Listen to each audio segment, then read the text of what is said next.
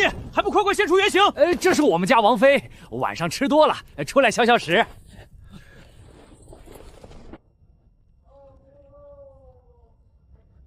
王妃啊，我问一个，你说你整这一出，算不算钓鱼执法？昨晚之事，公府接到了报案之后，今晚巡逻的官差就增派了人手。对方8成是听说了，所以不敢出来造次。何况昨天都劫一回了，总不能连着劫吧？怎么着也得歇几天。王妃啊，回吧，你不困我都困了。八殿下那边你去看过了吗？他有没有收获？能有什么收获呀？因为怕他再出事儿，贵妃娘娘和叶府全都增派了人手保护。可能连他自己都不知道，现在在暗中保护他的人超过了100个，哪个想不开的会跟这100多人对抗？没想到吧？这没想到，果然有娘的孩子是个宝，不像我，只能靠自己努力。我说的不是这个，我是问你是不是没想到，其实就你在这块地方，也有20多个人在保护你。保护我20多个人哪来的？还能哪儿来的？反正肯定不是乐府的。这20多个人里，有一部分是离王府的，还有一部分是楚王府的，另外一部分是贵妃娘娘的。王妃啊，说实在的，有的时候咱们也不得不佩服你这个人缘。叶贵妃不可能动自己的儿子，所以她跟叶府肯定是首先排除了。但说心里话，楚王府并没有被排除，我至今保留对三皇子的怀疑。不对，还有一个人，顺妃。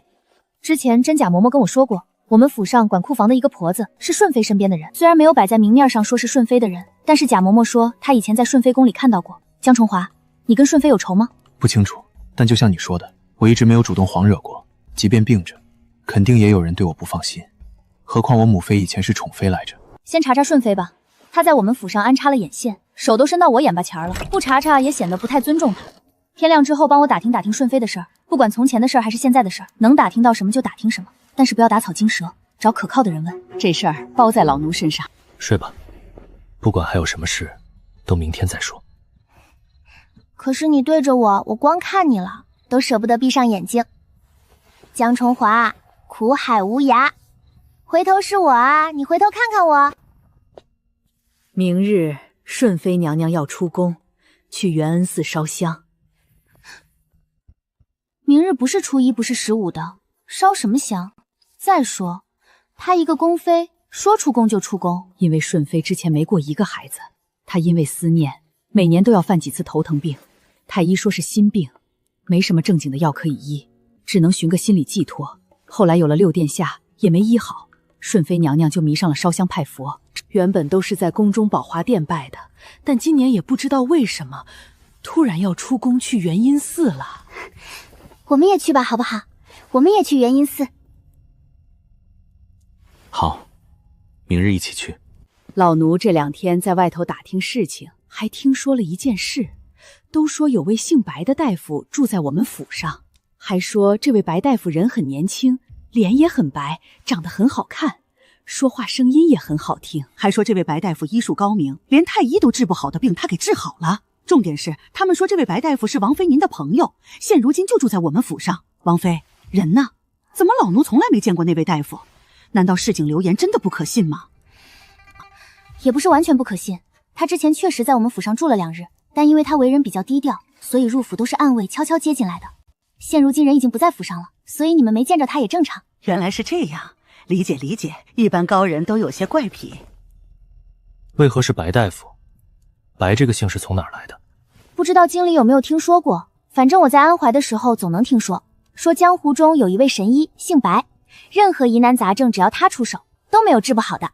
那天叶老夫人问我怎么称呼，我就想到了这个人，随口就说姓白了。如果以后再有人追问，我就可以说是他的徒弟，因为拜在他的门下，所以跟了他的姓，这都是说得过去的。但是你有没有想过，如果以后再有人想要找那位白小先生呢？你怎么说？说他已经离开京城了？你名下有没有空宅子？我可以给白小先生安排个落脚处，反正他神出鬼没，也不会经常见客。到时候有人找他，我就说白小先生闭关了，或者出诊去了，或者去采药了。有，我名下的宅子，京城里还有3处，2处比较大的宅子，还有1只小院子。回头让德全派人收拾出来，给你用吧。咱们得说好，是给你用，不是给你住。你得知道回家。放心吧，那地方我只是玩玩而已，不会当真的。这里才是我永远的家。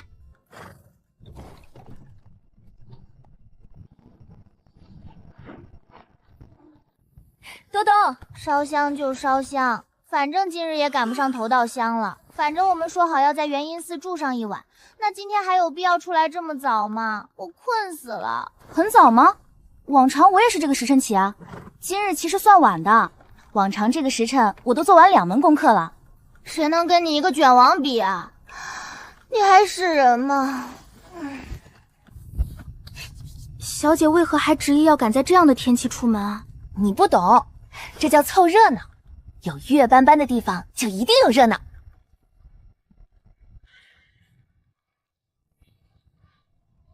斑斑，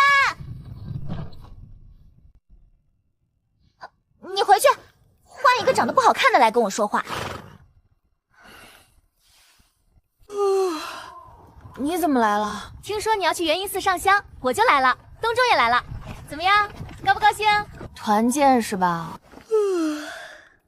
你们猜，顺妃娘娘为何今日去元阴寺？这不是初一，也不是15的，她烧的哪门子香？是不是因为初一15人太多了，所以她才赶在今天来？元阴寺是京郊最大的寺庙，香火一直很好。就算不是初一15的人也不少，但妃嫔烧香拜佛的，一般不是都在宫中宝华殿吗？那可能是他所求之事，宝华殿管不了吧？众所周知，元阴寺很灵现。斑斑，你怎么说？也有可能是来超度的。给谁超度？难道是给那位10几年前病故的小殿下？知道你是皇上派来保护7殿下的，但你也不能只干这一件事，你得更多的体现自身价值，比如说出去打听消息。我们这次出来的目的并不是烧香，而是看看顺妃到底在做什么。那么在此之前，如果能得到更多关于顺妃的消息，那是不是就叫做知己知彼？你想知道顺妃什么？我可以给你讲讲。我不想知道顺妃过去的事，我只想知道顺妃现在的事。所以现在你上外头溜达一圈，瞅瞅她的公车里是个什么情况。要是能听到点什么，就更好了。按王妃说的办。冷，不要总往外面看。我总觉着螳螂捕蝉，黄雀在后，可能是女人的第6感吧。没可能，我感觉后面有人在跟着我们。有没有可能是跟踪的感觉？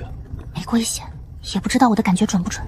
人少是不还行，今日出行我就觉得人带少了。本来想说让多跟些暗卫过来的，但是那个麒麟卫大哥说我们带的人已经不少了。事实上，有王妃一个就能保护好所有人。我也不知道你是怎么给人家留下了如此彪悍的印象，但别人家的王妃都是温柔如水、端庄优雅的，你是不是应该检讨一下？毕竟温柔如水的王妃，你们家殿下看不上。再说，光温柔有什么用？温柔能换钱吗？没有我，谁养你们？谁养7殿下？现在你们就是叫我一声爹都不过分。毕竟你们吃吃喝喝都是靠我的，是我养的你们。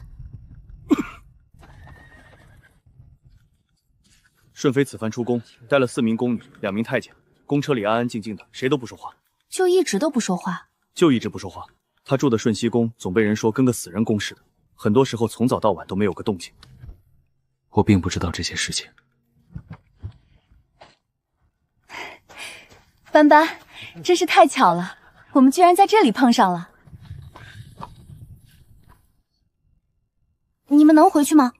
改天再来。不能，就是冲着你来的。赶巧了，我原定的就是今日来上香。斑斑，咱们这就是缘分。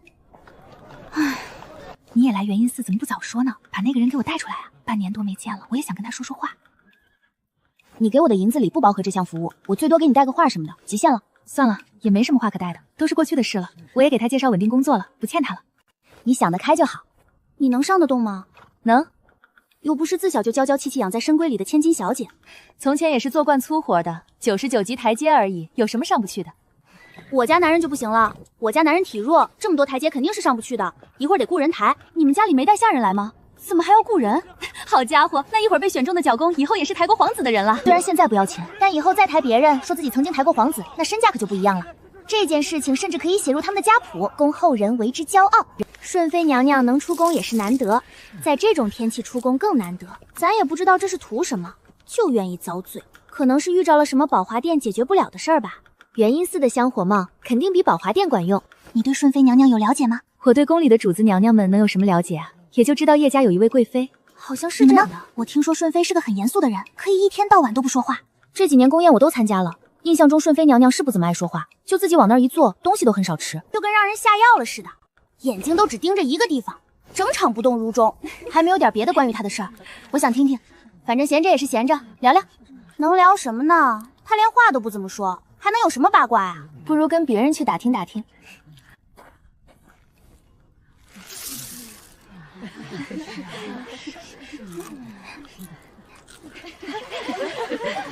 顺妃以前不是这样的，听说以前也爱说爱笑，还跟宫里妃子打过架。后来小皇子没了，从假山上摔下来，脑袋磕了石头，人就变了。后来有了六皇子，也没见他好起来，对六皇子也是冷冷淡淡的。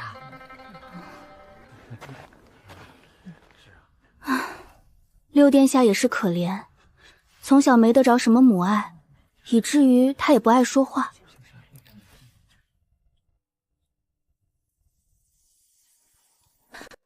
你后不后悔？刚刚顺妃上去之后，是不是应该让殿下先上？你瞅瞅现在跟展览似的，那些小姑娘一个个的也不知道害臊了。爱美之心，人皆有之。他们只是看看，并没有做什么，没事。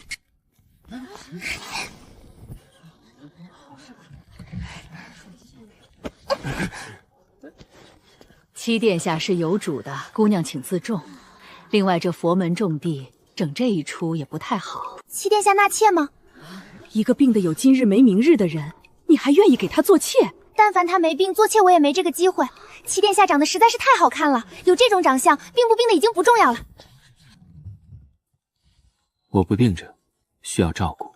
德全公公不能照顾七殿下吗？为何一定要王妃照顾？一定要好好的，不要坑人，要学会克制。毕竟住在一起的这几个，跟你也没有仇，跟黎王府也没有仇，你不能逮谁坑谁。还有，这里是佛门清净之地，在佛祖身边可不能打妄语，会被佛祖听到的。那如果有人先跟我不克制呢？看情况，能忍则忍，实在忍不了的，也不能委屈了自己。总之，我不在你身边，你一定要万事小心。你呢？你一个人行不行？不用担心我，我会照顾好自己的。是啊，好人不长命，祸害1千年，你不会有什么事的。我怎么就是祸害了？长成这样还不是祸害吗？你太不了解自己的颜值了。总之你给我注意点，别谁给你扔东西你都要。有的东西上面淬了毒，兴许碰一下你手就没了。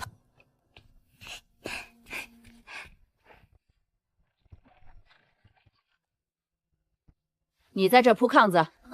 老姐姐一看就是侍候惯了主子的，这话说的句句都在点子上。我以前跟着我家小姐在乡下，那种地方能学什么呀？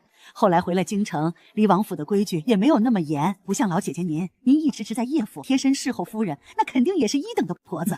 能在叶府那个大官邸做到1等婆子的，那可不是一般人物。老姐姐，我今儿打眼一看您就觉得您不凡，现在一接触果然不凡，铺床都比我们铺得好。你说老姐姐你怎么这么厉害呢？难道你就是传说中的天选奴才吗？老姐姐，你说我这个褥子应该怎么铺啊？您给指导指导。瞅瞅你们铺的这是什么玩意儿啊？就这手法还好意思侍候小姐呢？快起来，看看叶府的嬷嬷是怎么铺床的。老姐姐，你看这屋里屋外的，是不是得打扫打扫？虽然寺里也干净，但小姐夫人们娇生惯养的，可能还是要再收拾一遍才能放心。特别是你家小夫人怀着身子呢，实在是太金贵了。我想把桌子擦擦，但我怕没有老姐姐你擦得好，不招主子待见。所以不如老姐姐您再给演示演示吧，教教我们，让我们开开眼，看看什么才是高端奴才干出来的漂亮活儿。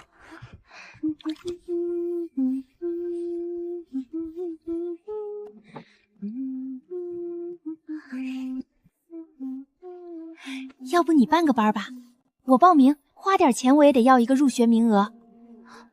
你们家这一套一套的也太溜了，我要是学会了，在叶府就没人能欺负得了我了。叶府有人欺负你啊？欺负倒也谈不上，但看不上我是真的。毕竟我跟他们都不同，我是平民女子，不像大嫂二嫂是带着几10台嫁妆献来的高门贵女。但我不一样，用他们的话来讲，我这样的人给叶府做妾都嫌寒酸的。以后我开班了，一定叫上你，学费同样可以给你打8折。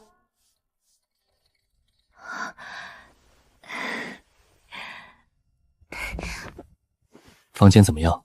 还习惯吗？习惯。你呢？你习惯了吗？我不习惯。怎么？给你分的房间不好吗？不是房间不习惯，是身边没有你。不习惯。王妃刚才是害羞了吗？她是什么时候拥有了这种美德的？暴殄天物啊！老天爷真是不公，给了七殿下这么好看一张脸，偏偏又给了他这么弱一副身子。你说这要是没有病，你们两个不知道要羡慕死经历多少人呢？他那张脸真的太让人移不开眼睛了。你要是再看我男人，我就把你眼珠子放下。你男人就是我愿意，王爷不能愿意。我还是继续给宜妃娘娘跳舞去吧。嬷嬷真厉害，我还是头一次看到过有擦桌子擦得这么好的。就是，你看嬷嬷擦桌子的动作，一看就特别专业，我就不行。哼，你这一身本事遗传啊！要不你叫我一声爹，我传你点。爹。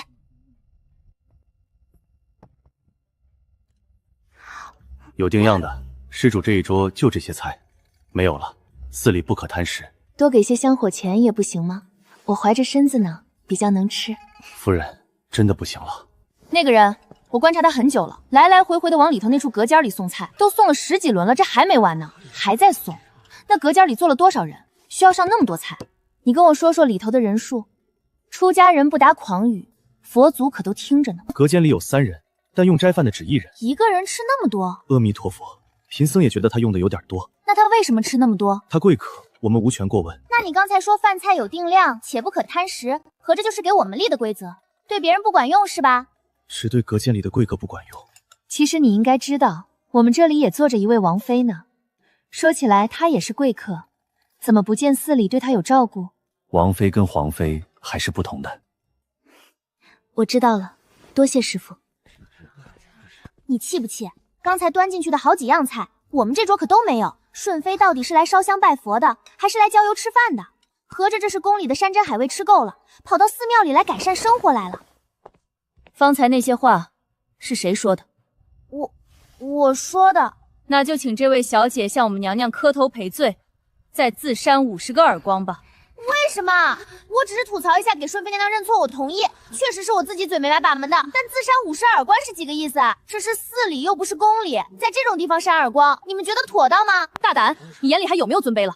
我不管你是哪家的小姐，背地里说主子娘娘坏话，这种事儿就是到了皇后娘娘面前也是你的错。我家娘娘罚你一点错都没有，你也得庆幸这不是在宫里。这位姑姑，实在抱歉，我们会跟顺妃娘娘道歉的。但扇耳光这件事能不能？不能。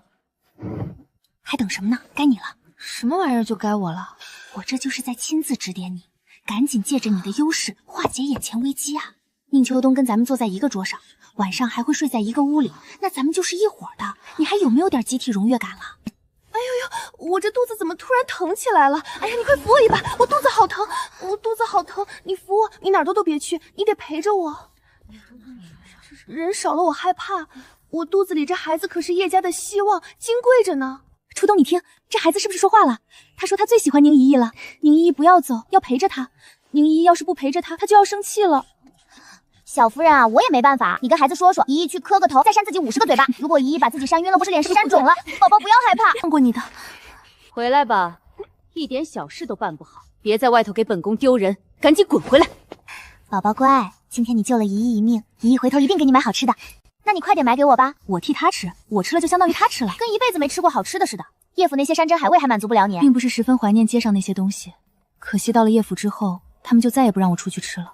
怎么办？我好像惹了顺妃娘娘了，你说她会不会报复我们家？这件事情得这么看，首先，她要是个善良的人，她就不会跟猪猪精附体似的，跑到寺庙里来要一桌子菜一个人吃。其次，她要是个善良的人，她就不会派个宫女出来到我们面前耀威扬威的。所以你的意思是，她一定会报复的是吗？可是你怕吗？你父亲是户部尚书，户部是管钱粮的，谁不得给几分面子？就算顺妃报复，他又能把宁家如何？六殿下能把宁家如何？就算闹起来，那也是他在寺庙里贪食在先。我觉得我也是能站得住脚的。我就不信皇上他知道了跑寺庙里来贪嘴，面上会挂得住。奴婢也是看不惯他们一群小姑娘在背后说嘴。您是皇妃，他们这是以下犯上。那一桌子坐着的，有黎王妃，有叶家的小夫人，还有2位尚书府的小姐。你以为的以下犯上去惩罚他们，实际上是该说你蠢，还是该赞他们太聪明？娘娘还是要想办法教训教训他们吧，也太不知天高地厚了。怎么教训？本宫是能把叶家人如何，还是能把那黎王妃如何？可是宁家那位小，那就是跟户部尚书府作对，户部不管钱粮，叶家跟杨扯边关，本宫肯定的就是不信。难道就这么算了？且走着瞧。你绣的这到底是鸳鸯还是鸭子？这边上的到底是花还是一坨屎？黎王妃安，我家娘娘请您过去一叙。你家娘娘，顺妃娘娘。论起来，娘娘是王妃的长辈，从前在京里没有机会碰面也就算了，既然今日都到了元阴寺，那王妃去见见我家娘娘也是应该的，这是身为皇家儿媳最起码的礼数。离王妃不会不明白吧？你说的对，身为小辈，我是应该主动去拜见，别让顺妃娘娘等急了。绝对没有那个意思，嬷嬷别多想。无论是我还是我家娘娘，都对叶大将军十分敬佩，更对能培养出大将军的叶父十分敬佩。没事儿，我就过去跟顺妃娘娘说说话，一会儿就回来。你就是个傻子。咱们是主子娘娘，其他人只不过是官家小姐，最多也就那岳家的弃女是个皇子妃。那皇子妃跟皇妃差着辈分呢，岳班班她算个屁呀！你怕她干什么？怎么不走了？继续走啊！顺妃娘娘还等着呢。是娘娘请离王妃来的，你少说两句。哼，我说怎么了？嘴长在我身上，还不让我说话了？没事，子不教父之过。他骂我生过这个不孝女，毕竟这种如厕之后不擦嘴的傻孩子，我确实也不想要。你说谁呢？你别过来，千万别过来，离着老远我就闻着你的臭味儿。这味儿跟腐尸似的，臭。坐吧，斑斑。你跟老千成婚之后，本宫一直想见见你的，可惜也没什么机会。你倒是进宫了几次，但不是去长秋宫，就是去锦绣宫，要么就是去兰台宫，也没有功夫上顺熙宫来。都是皇后娘娘、瑾妃娘娘还有贵妃娘娘的错，回去我一定说他们，怎么能只顾着自己享受，不管顺妃娘娘的心理健康呢？我一定说他们。乃玉，本宫听说你还是因为叶府那场生辰宴，那日本宫的侄女也去了，回来与本宫说起你的事，还哭了一场。娘娘的侄女是左相府唐家的嫡小姐唐飞燕，给她未来夫君戴绿帽子的那个。飞燕自小就跟崇华相熟，她3岁那年进宫看舞，正好在宫里遇到仲华，崇华很喜欢她，两个孩子只差3岁，正是能玩到一起的时候。崇华是哥哥，小心翼翼地看护着妹妹。那时候崇华总要带着飞燕一起午睡，两个孩子就睡在一张小榻上，崇华搂着飞燕，就像搂着件珍宝，时不时的还要亲她一下。人人都说他们两个是青梅竹马，可惜啊，造化弄人。没想到唐家大小姐对我夫君用情如此之深，甚至在明知道他已经成婚的情况下，还一而再再而三地表达自己对我夫君的爱慕之情。自己说还不够，这又请顺妃娘娘来表达一遍，把我都给整感动了。我觉得这件事情是这样的，既然唐大小姐跟我家夫君青梅竹马，那其实长大之后应该携手走进婚姻殿堂的。但之所以这事儿没成，想必是因为我家夫君的病。我都理解，唐家是左相府，自然不可能把嫡女嫁给一个病人的，道理我们都懂，唐家却一而再再而三的要把这件事情提起来。我想这可能就是为了宣扬唐家大小姐不忘旧情，放荡不羁，不甘寂寞，惦记已婚男人，洋洋得意不知耻，愣愣无辜羞一兰的美好品德吧。顺妃娘娘放心，今日您绝对不会白白跟我科普的。等回京之后，我一定会把唐大小姐的美好品德宣传出去，让京城人人都敬佩她。我还认识一位作家，可以让他把唐小姐的事迹写进书里，供更多人阅读。说起来，这位作家顺妃娘娘也认识，他叫江墨之，是咱们东福国的八皇子。娘娘觉得我这样安排怎么样？还有没有什么纰漏？如果哪里有宣传得不到位的，我再改。我还可以给娘娘和唐家做一份可行性报告，把我能想到的宣传方都写进去。这样一来，我就不算速度执行了。你们是总策划，然后我是要收费的，八殿下也是要收费的。你在戏耍本宫？娘娘这话说的就不对了。要说戏耍，不也是您先戏耍我的吗？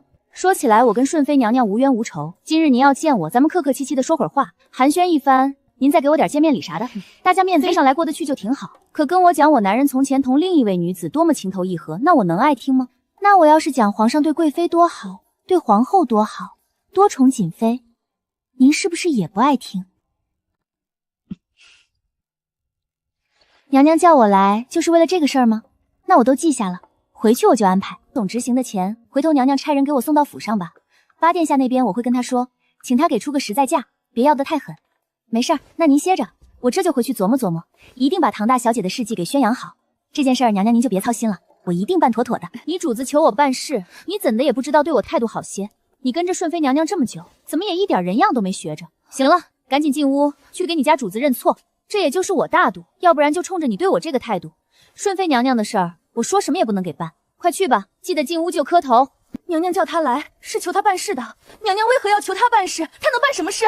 这离王妃是个灵灵的人，而且也和南太宫那边相处的很不错，叶家也领他的情，八殿下更是一口一个气嫂叫的亲，他去认个错吧。娘娘，奴婢错了，奴不离王妃，奴婢知道错了，娘娘饶了奴婢吧。滚出去！怎么样？顺妃娘娘有没有为难你？她是因为什么事儿叫你去的？还是因为那顿饭吗？你应该把我跟你一起去，她敢为难你，我就敢讹她。为难是为难了，但我家王妃是一点气都没受着，相反啊，我看那顺妃娘娘气得都快冒烟了。大家也都当个事儿办吧。顺妃娘娘如此上心，特意把我家王妃叫过去说这个事儿，想来是真的着急让自家侄女名垂青史的。咱们都努力，帮着唐家大小姐一把，就当冲着顺妃娘娘的面子，都是亲戚，能帮一把就帮一把，行不行？这事儿我看行。这眼瞅着腊梅就要开了，每年腊梅花时，到时候办这事儿说一说，帮唐家。你拿他玉佛了？我都不知道他有玉佛，那他为什么整这一出？这都没看明白吗？这不就是典型的栽赃陷害吗？这包袱是谁的？我的。怎么了？为什么顺妃娘娘的玉佛会在你的包袱里？我怎么知道她为什么会在我的包袱里？你没来时我包袱里没有，你一来就有了，那能说明什么？说明东西是你放进去的呗，是这个道理。休得祸水东引，我们就是来找这尊玉佛的。现在在你的包袱里找到，就说明这东西是你偷的。走吧，跟咱们去见顺妃娘娘，看娘娘如何发落你们。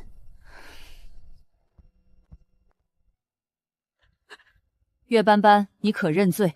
怎么说呢？那我就可以把前因后果好好与娘娘掰扯掰扯。但如果只是在娘娘这里私审，那我就没什么可说的了，因为说了也没用。你这是何意？意思很明白，就是如果咱们攻了，那我就会说是娘娘身边的4个宫女闯进了我们的屋子，把一间屋子里根本就没有的东西放了进去，然后栽赃陷害。那么这事儿就是你说你有理，我说我有理，你想咬死我的罪，我也不能认不你。但如果私了呢？那娘娘诚心想给我定罪都是没有用的。岳斑斑，你很聪明，我是挺聪明的。但是娘娘您却不太聪明了，你这话又是何意？今晚就算咬死了我的那奶娘，偷了娘娘的东西，那么其实于我来说没有什么实质性伤害，我损失的不过就是个娘娘。毕竟偷腾这一出是为了什么呢？就为了扳倒我的奶娘，非得怕一个奶娘做事。别说，认得还挺准。这要是没认明白，错塞到了叶家人的包袱里，娘娘您猜今晚这事好不好收场？可惜没有错，确实没错。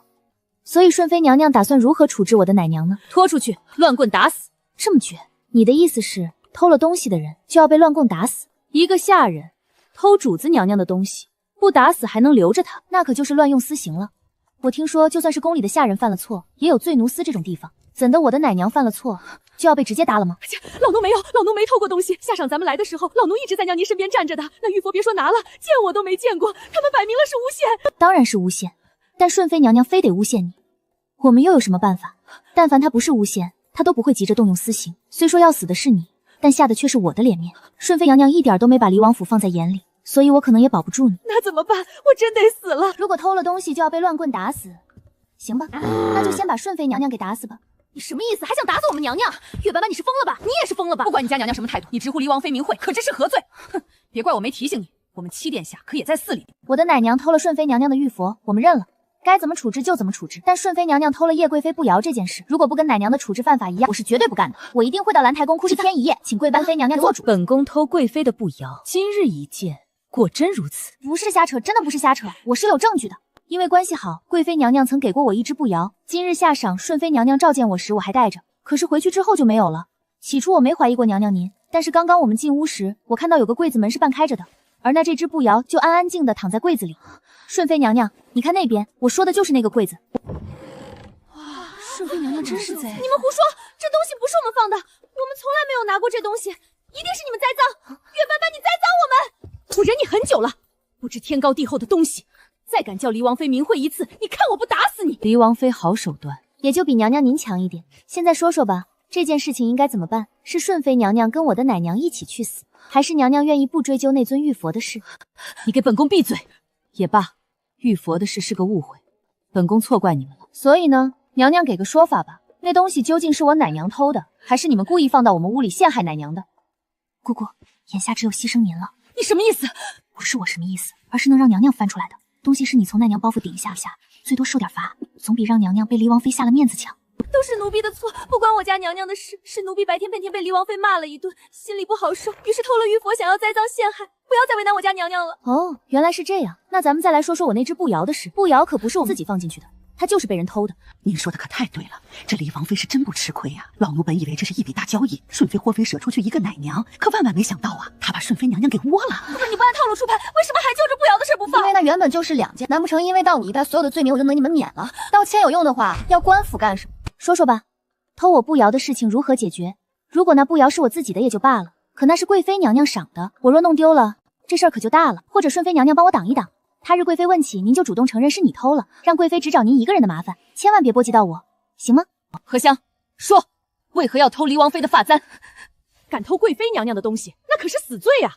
死罪倒不至于。刚才你们诬陷黎王妃的奶娘偷玉佛，说要拖出去打死。现在顺妃娘身边的宫女偷了我们贵妃娘娘的布药，就罪不至死了。顺妃娘娘的意思是，咱们家贵妃不如您，是地位不如您，还是圣宠不如您？顺妃娘娘，皇上几年没去过顺熙宫了？3年、5年，怕不是10年、8年了吧？荷香跟了本宫10多年，是本宫信任的人，但今日他犯了错，本宫也不能轻饶了他。你划个道出来吧，如何处缺打吧，你说了算。我什么呢？叶家的嬷嬷说的对，顺妃您可千万不能在任何一件事情上强行争强好胜啊。罢了，拖出去，打死。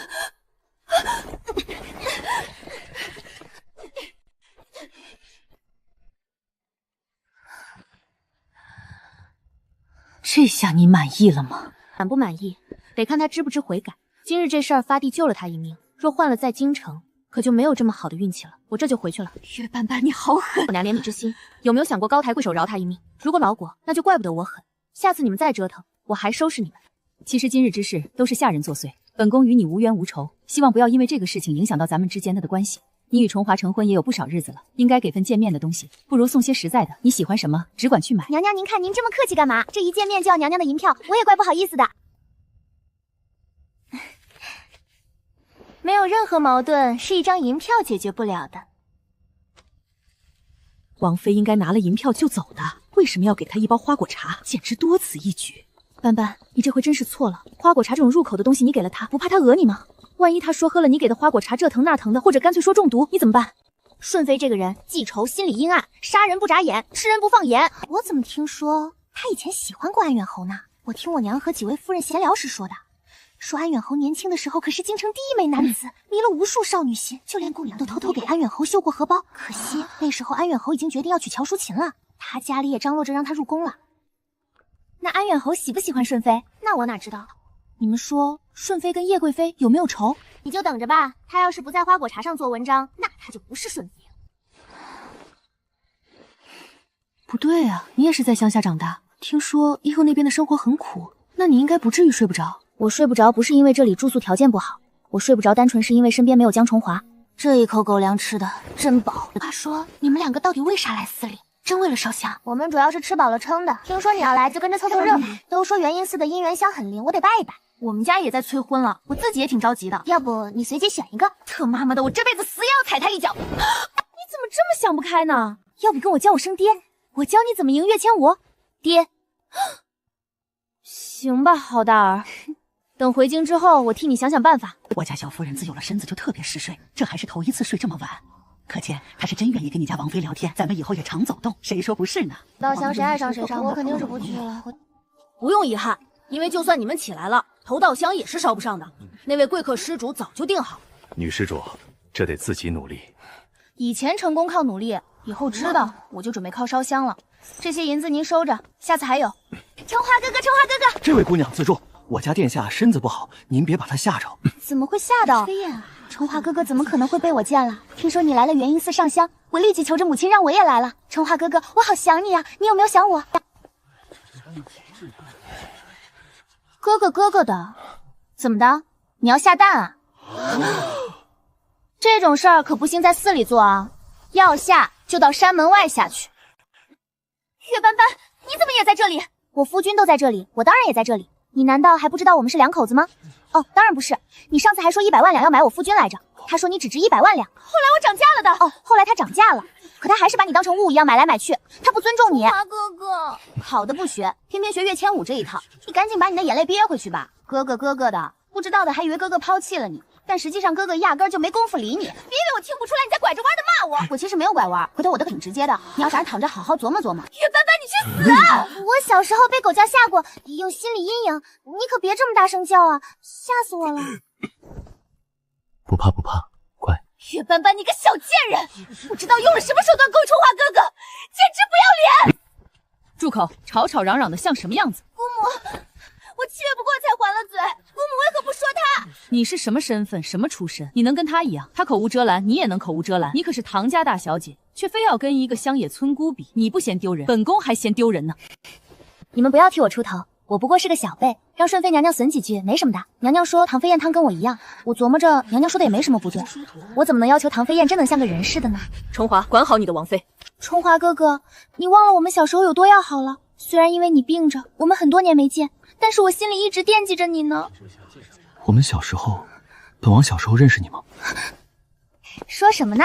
你不是还跟他在一张床上睡过觉吗？斑斑，我没做错什么事情，你为何这般辱我清白？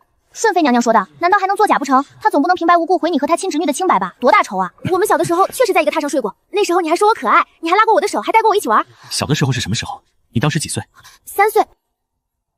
本王5、6岁的时候，的确有一阵子总被一个小姑娘缠着。原本过去太多年，本王不记得了，但这会儿你提起，本王倒是有些印象。春华哥哥终于想起我了。对，是想起来了。但是本王也想起来，当年就对你说过，让你不要再缠着本王，你偏不。本王打从2岁起就一直病着，工人们经常带着本王去御花园晒太阳。原本本王在御花园待得好好的，有个3岁的小娃娃非得缠上来，一会儿拉本王的手，一会儿又扯本王的胳膊。本王被你缠了好几天，躲都躲不开，终于累晕了过去。谁知本王都晕倒了，你还不放过我，居然爬到本王的榻上。母后看在你是唐家大小姐的份上，又因你年纪尚小，没有责罚，但过后也同本王说过，若你长到6岁还这般任性，她可就要翻脸无情了。好在唐家还知轻重，后来便不肯抱你入宫。本王醒了之后，听说你不会再来，着实高兴了好多天。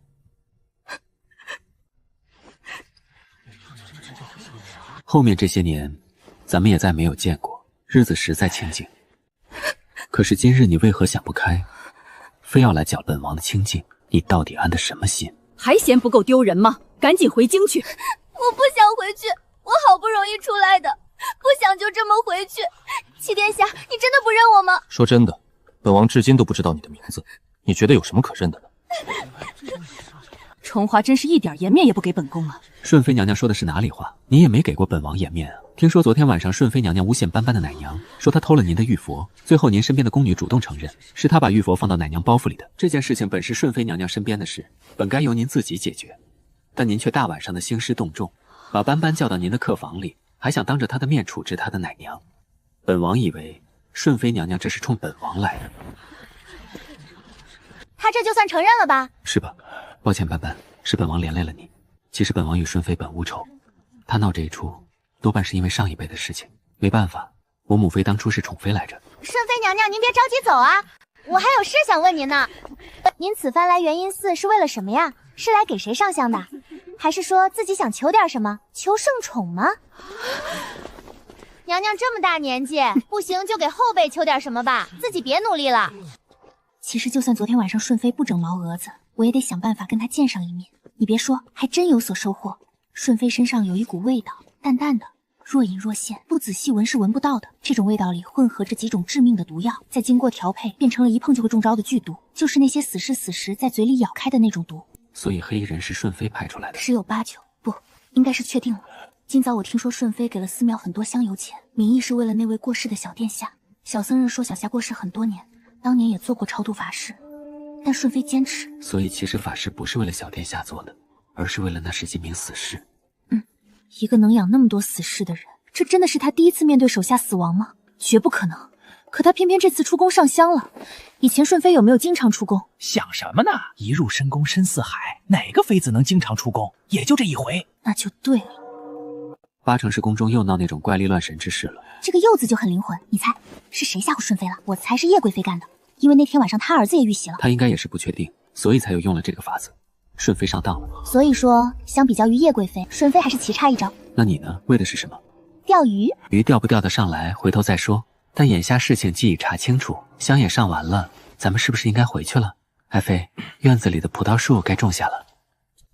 贵客施主那边出了事，据说是中毒，说是喝了您花果茶就消气。这会儿已经请了几大夫，你也过去看看吧。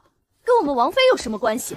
窦家家王妃鼻子拔出是鼻子，眼睛不是眼睛的。现在我们都要走了，他又说中毒，他是不是有病？具体发生了什么？要不过去看看吧，那边闹得挺凶的。早上才在大殿门前吵过，晌午五姑母就出了事，那月斑斑就是有害人之心，他赖不掉。大夫是从哪里找的？是寺里给安排的吗？并不是，是贵客自己的人请来的，寺里没有插手过，肯定是中毒没跑了。好在毒性不是特别强，娘娘暂时没有性命之忧，只是要遭些罪。不过下毒可不论轻重，那肯定是要追责的。给皇妃下毒就是死罪，这是怎么了？早上还活蹦乱跳跳的一个人，这会儿怎么说不行就不行了？娘娘的命好苦啊！那下毒的人可真是干天杀的，怎么什么人都害啊？娘娘，花果茶到底有没有问题？我心里有数，您自己心里更有数。这中不中毒，也不是您一个人说的算。好心提醒娘娘，做人要诚实。那本宫若是偏不诚实呢？娘娘要是跟我玩这套的话，那我可就不客气了。哎呀，娘娘，我还以为是真中毒了呢，原来是场误会呀！娘娘真是太粗心了，怎么能把这么大的喜事跟中毒混为一谈呢？这位大夫也是，看起来年纪也不小了，整个病也诊不明白。恭喜娘娘，贺喜娘娘，娘娘您大喜呀！月斑斑，你住口！再胡说八道，本宫叫人剪了你的舌头！我没有胡说啊。我说的都是事实。我在乡下跟着游医，也学了些手艺，虽然称不上正经大夫，但是一般小毛病的我也能治。像整个喜脉这种，没有任何难度。娘娘怎么了？怀孕了是好事，怀有皇嗣更是天大的好事。毕竟你们家是真的有皇位要继承的呀。至于中毒一说，根本没有的。您难受恶心，那是怀孕反应。现在不到2个月，正是恶心的时候，都是正常的，不是中毒哈。姑母，您真的怀孕了吗？这可是天大的好事啊！皇上知不知道？咱们回宫赶紧告诉他，他老人家一定会高兴的。好家伙，他还知道皇上是个老人家啊！都那个岁数了，还能怀吗？再说，就算要怀，也轮不着顺妃吧？她长得跟我奶似的，我都不想多看她。皇上能跟她有孩子？皇上还真是荤素不忌啊！可能用的不是正当手段吧？我听说有暖情的酒，还有燃情的香，用了之后都能让人情不自禁。皇上说不定就是中的这种招，还真是不择手段不要命啊！都这个岁数了还怀孩子，这不是跟自己过不去吗？我怎么觉得这事儿没有那么简单呢？我刚才看到斑斑眯了眯眼睛，她肯定在憋坏。就算是怀孕，可能也不简单。先生，您再给顺妃娘娘把把脉吧。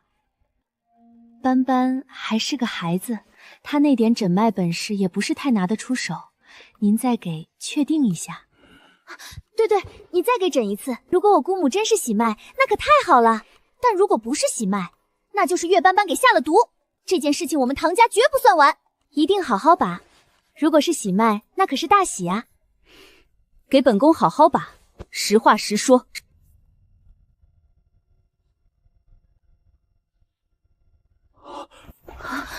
恭喜娘娘，贺喜娘娘，当真是喜脉。娘娘，您有喜了！姑母，您听到了吗？您真的有喜了，您就要有另外一个孩子了。大夫，你快点再诊诊，看看是男是女啊！怀胎还不到2个月，诊不出男女。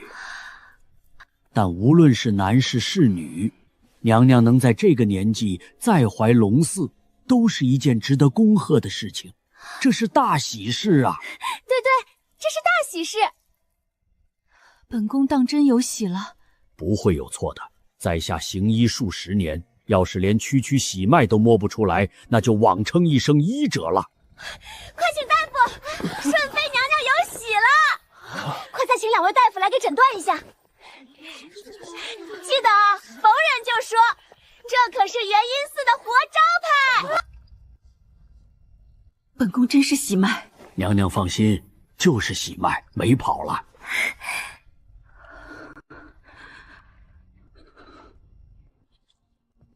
一定好好诊，本宫不允许出任何错。老朽行医数10年，无论医术还是功德，都请娘娘放心。顺妃，虽然娘娘上了些年纪，但只要月姓还在，理论上来讲就有生育能力。当今圣上还不到60，恭喜娘娘了。没想到顺妃娘娘平日里不显山不露水的，背后竟偷偷摸摸干了这么一件大事。听说胎儿快2个月了，这也不知道是2个月前的哪个晚上，皇上去了顺熙宫，也可能不是晚上，是白天也说不定。而且也有可能不是皇上去的顺熙宫，是顺妃娘娘去找的皇上。不过到底是谁找的谁，这都得回宫之后查了当才知道。顺妃娘娘还真是好福气，做事留一线，日后好相见。嬷嬷差不多得了，骂去呗，她还能把我们怎么着？就算她怀孕了又怎么样？那孩子也不是一生下来就能长大的，叶家可不怕她。你也怀着孩子呢，孩子听不得这些不好听的话。她真的怀孕了吗？虽然3位大夫再加上你都摸出来是喜脉，可我怎么觉得这事儿不对劲呢？月斑斑，你跟我说实话，你干什么了？倒也没干什么，至于她是不是真的怀孕，就看她自己的造化了。一念天堂，一念地狱，得看她对我的态度。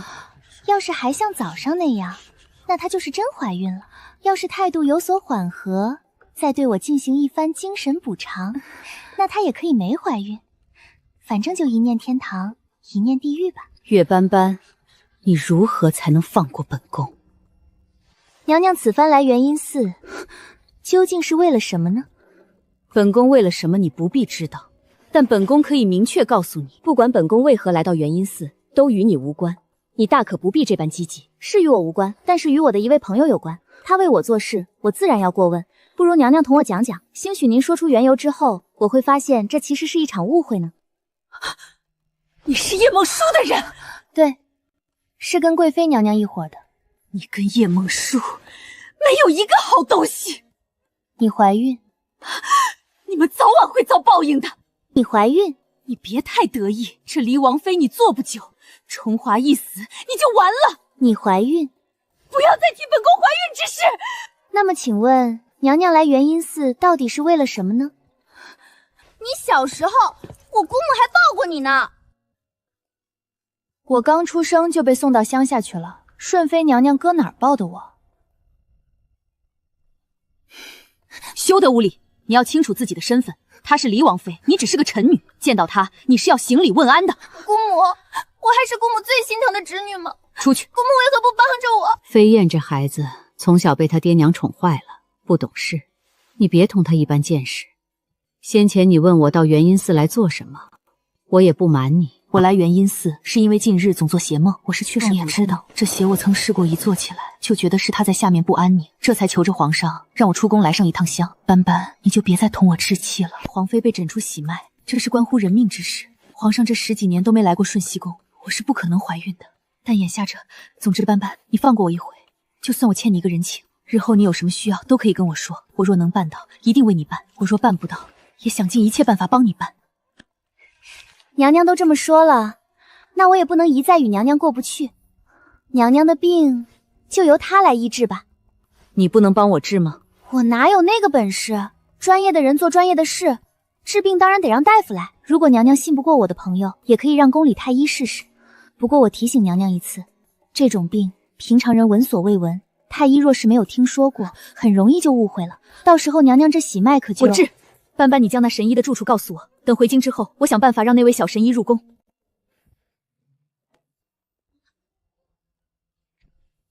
佛门清净之地，怕是小两口都是分开睡的，新婚嘛，一日不见都如隔三秋呢。要不我走？你别走，你还有用呢。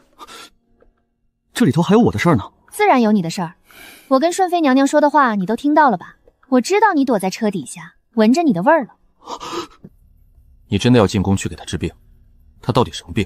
没病，我就是给她哭丧的时候给她万脉来了一针，其实不治也没事儿，过上10天半个月，喜脉症状就自行消失了，也不会对身体有什么影响。但问题是，他等不了10天半个月。原来如此，所以他就得找小神医治病。然后你就又能敲他一笔。格局还是小了，外宅那边还没有人呢，万一顺飞的人到了，那头没人怎么办？所以你得去安排啊。叫你留下来是干什么的？就是为我们分忧的。你听好了。接下来你的任务就是立即找一个靠谱的人住进那宅子。如果有人上门，就说小神医白天不接诊，每逢初一、15的子时才开诊2个时辰。但如果有人想要预约，也可以留下名帖，兴许小神医哪天一开信就给治了。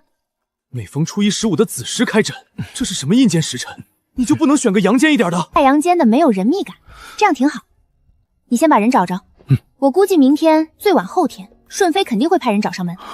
如果他还能沉得住气，那我就想办法让太医上门给他诊脉。更衣，睡觉吧。那你也得先从我身上下来。我不。那你不下来，我怎么去沐浴更衣？一起呗，一起吧，一起吧。到时候怂的还是你，这是何苦呢？真不应该治好你，好了伤疤忘了疼，都不听我的话了。以后不能再给你施针了，再给你施针，你都灵活到能上房接娃。那倒是不至于。上房不太行，上榻可以。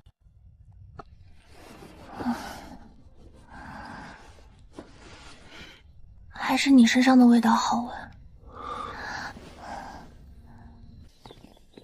已经没什么人可以操练了，再练就是折腾自己人了。全公公，这府里还藏着树苗呢。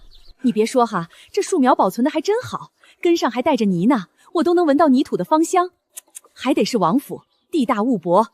好不容易会个成语，但地大物博也不是这么用的。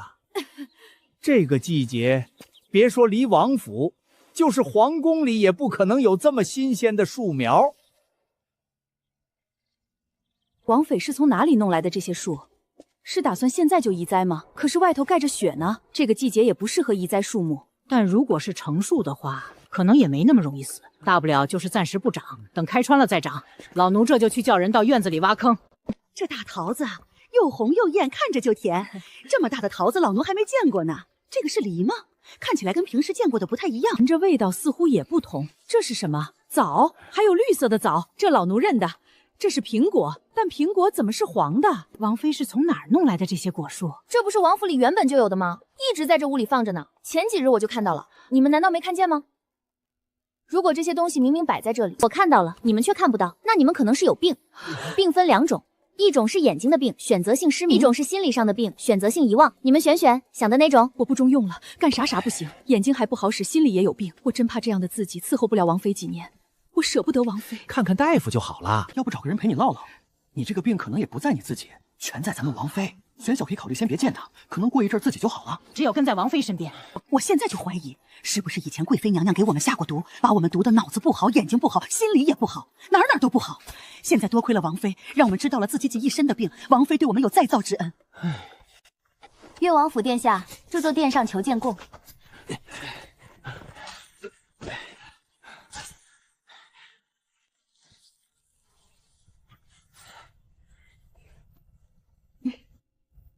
殿下可不能走出去，您如今对外的形象还是个病娇，您要是就这么走出去，王妃会生气的。本王怎么觉得，你如今更像是王妃的暗卫？殿下这话说的，您如今不也是王妃的王爷吗？我们离王府走的是忠诚路线，无论是主子还是下人，彼此之间都要忠诚，要珍惜对方。你们对府里做的贡献多，主子感受到你们忠诚，自然也会忠诚于你们。至于主子的忠诚怎么体现，主要体现在绝对不会疏离你们，也不会喜新厌旧。像那种随时培养新人、吸纳新人，随时准备取代你们的事儿，我们是绝对不会做的。我们就可着你们这几个往死里坑，不祸害新人。你们就踏踏实实在这儿干。离王府不能管你小，但能管你老。只要你能以王府为家，一心为家着想，那家里一定不会让你的老年生活流离失所。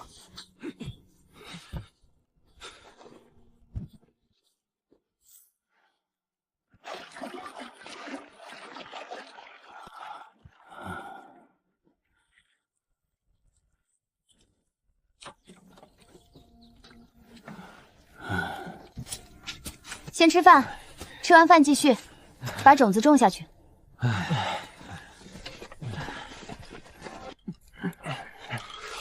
段位以后，傍晚清场练武等做它。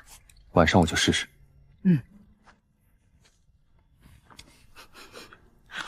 是真的苹果哎，这居然是真的苹果，是能吃的。院子里的人有一个算一个，一人一个果子，想吃什么自己摘。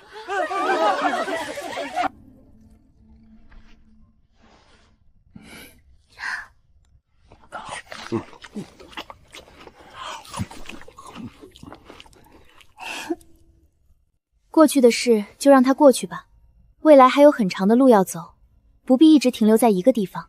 我也是这么想的，但就是因为想去的地方太多了，一想就愁得睡不着觉，头发一把一把的掉。